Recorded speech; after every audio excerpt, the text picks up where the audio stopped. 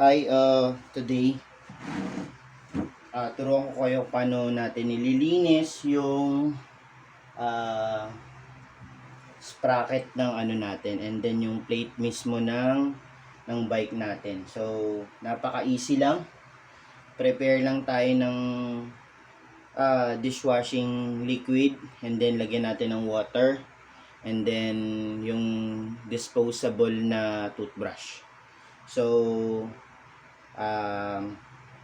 kuskusin natin yung mga tuyong grasa. Let's do this.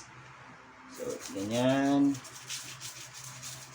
And then I would suggest mag-prepare na rin kayo ng basahan para lagay nyo lang dito.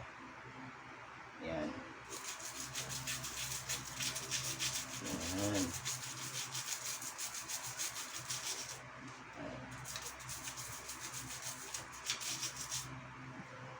Sunod ikot nyo lang.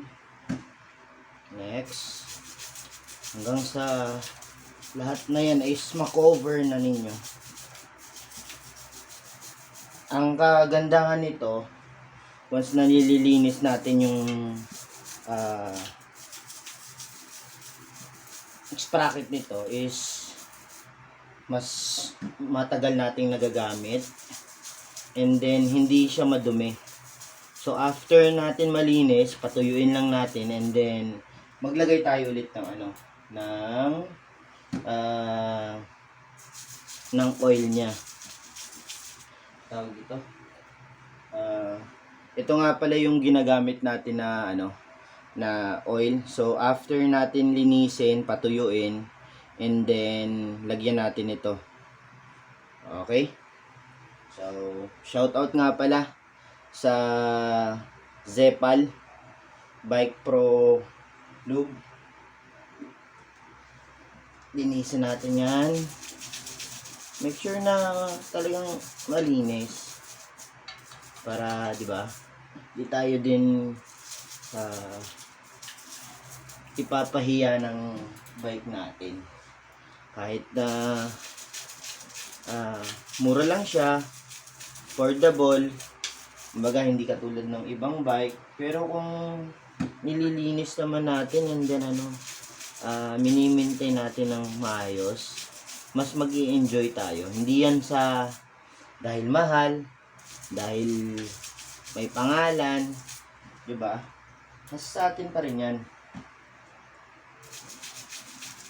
Ayan. So, at least, kumbaga, alam naman natin lahat nangangarap din tayo na magkaroon ng mas magagandang piyesa. So, at the moment, habang nag-iipon, alagaan natin muna to. Dahan-dahan lang. Upgrade lang ng dahan-dahan. So, aside from that, yung sprocket dito, linisin na rin natin yung maliit sa baba. So, siguro nakikita niyo yun dyan. Focus natin sa baba. Sa baba.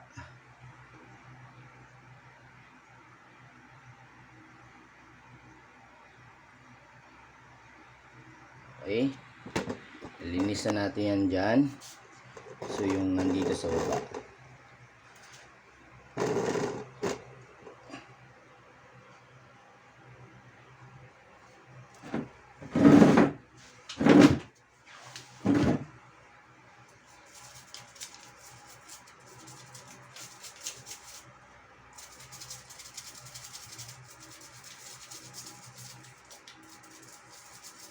Sa pa iwas parang iwas na tumatalon, ganoon.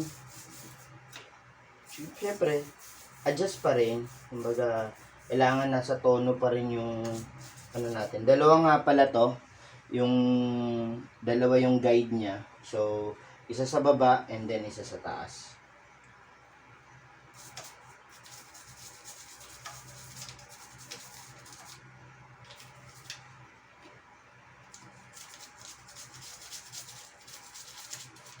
Lang dito ikot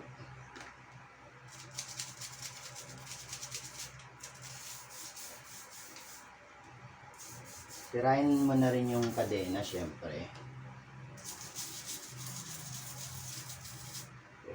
Pusan lang natin yan.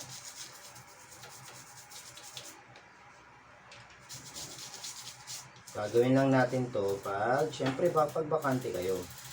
Yan. Yan. And then, same thing din dito sa baba. Diba? Mas madali.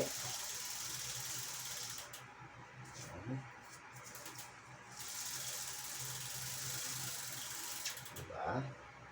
So, after nyan, itong nandito na part, tirahin din natin bandang dito sa flywheel. So, dikit lang natin yung video guys. Ayan. Alright. Okay.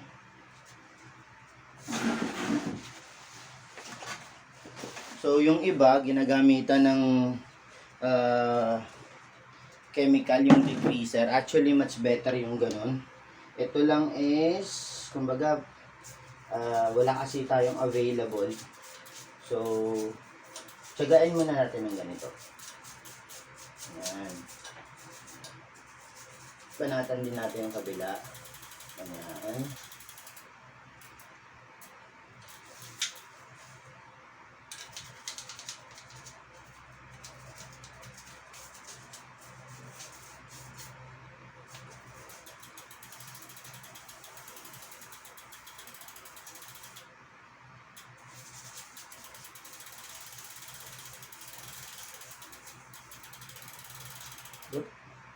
So, after nyan, I think yun yung masasuggest ko sa inyo habang wala pa tayong decreaser o kung wala kang available na decreaser, degreaser palang tawag doon, sorry. Ito, dishwashing soap, and then brush, and then maliit na container. So, pwede na ninyong linisin yung sprocket and then yung flywheel ng bike ninyo. So, hanggang dito na lang guys. Thank you so much. Have a nice day.